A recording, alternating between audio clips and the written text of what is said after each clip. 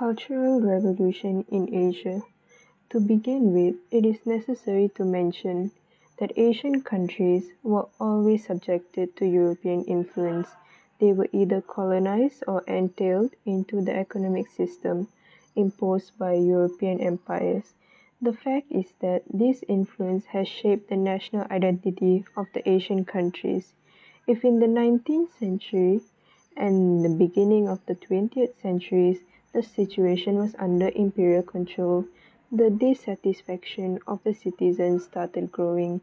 The Florentine scientist Ennio di Novo emphasizes that the First World War has changed the world situation completely because of several factors. The first and the most essential is the involvement of the masses into the political processes, revolutions and protests, and also nationalistic movements. The second is the development of the mass media, which promoted the rapid spread of the news.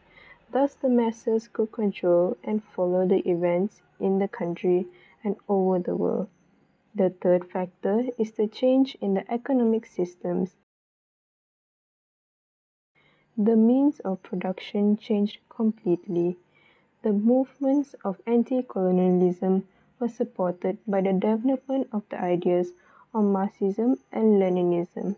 Moreover, the instances of the attainment of independence by colonial states raised the consideration that every country may be independent.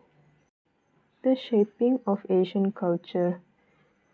The historical process offered many factors that shaped Asian cultural and national identities. It has been emphasized the development of the revolutionary views based on Marxism, Leninism views, the anti-colonialism movements, and the wish to get rid of the European influence. It is necessary to mention that such factors as Maoism, Cultural Revolution, Sun Yat-sen's regime in China, Dien Bien Phu, Vietnamization and the American campaign in Vietnam, Mahatma Gandhi, British East India Company in India, appeared to be the most essential factors that formed the current image of the international life.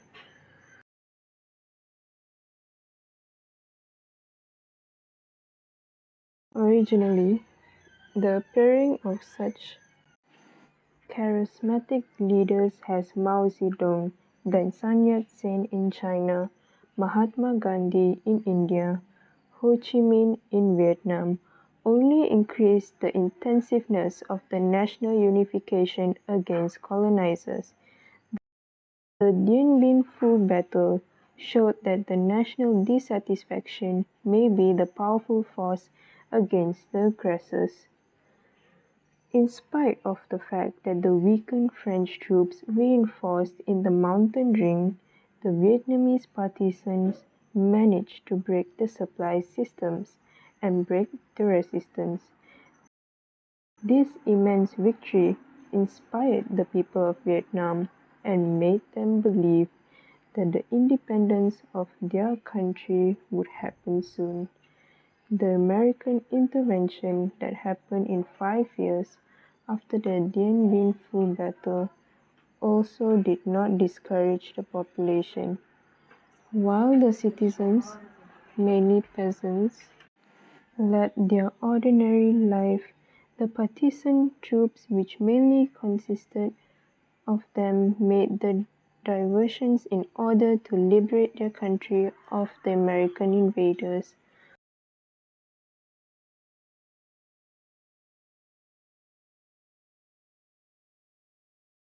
Finally, this campaign showed that even superpower cannot resist the partisan movement of the country that has entered the 20th century with the feudal structure, the national unity, and strong deliberation to live freely.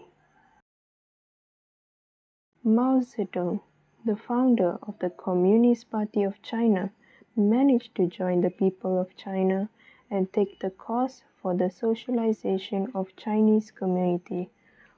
Originally, he defeated Chiang Kai-shek with the help of the Soviet Union, and Chinese school children sang the song, "The Chinese and the Russians are brothers forever." The process of Cultural Revolution as the overcoming of the imperial debts was like the mass psychosis, as everyone started implementing the principles of this overcoming instantly and faithfully, in spite of the open idiocy of some principles. Luckily, the Cultural Revolution ended in 1969, and the consequences of it were then eliminated by Liu Shaoqi and Deng Xiaoping.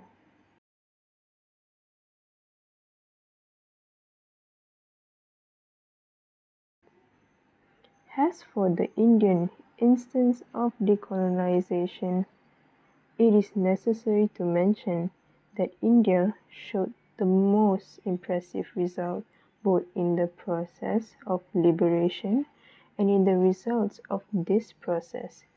The main feature of decolonization and struggle for the independence was its non-violent character. Actually, Mahatma Gandhi proclaimed that non-violent way is the best for any country, but this principle was implemented only by the Indians. The British East India Company, that initially was aimed to trade with India and other Asian countries and then become the tool of essential political influence, lost its power, and initially India was granted the dominion and then total independence and the participation in the Commonwealth.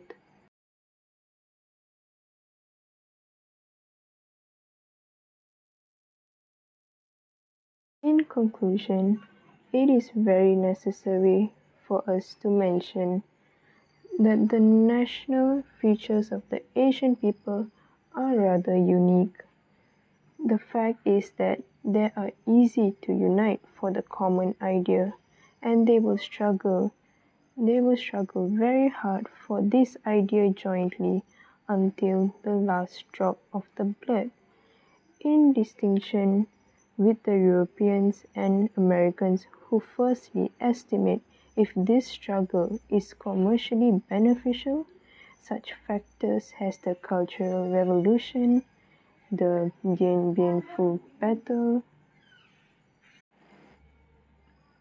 non-violent struggle for the Indian independence proclaimed by none only than Mahatma Gandhi, shaped the national identity of all these Asian people in the 20th century.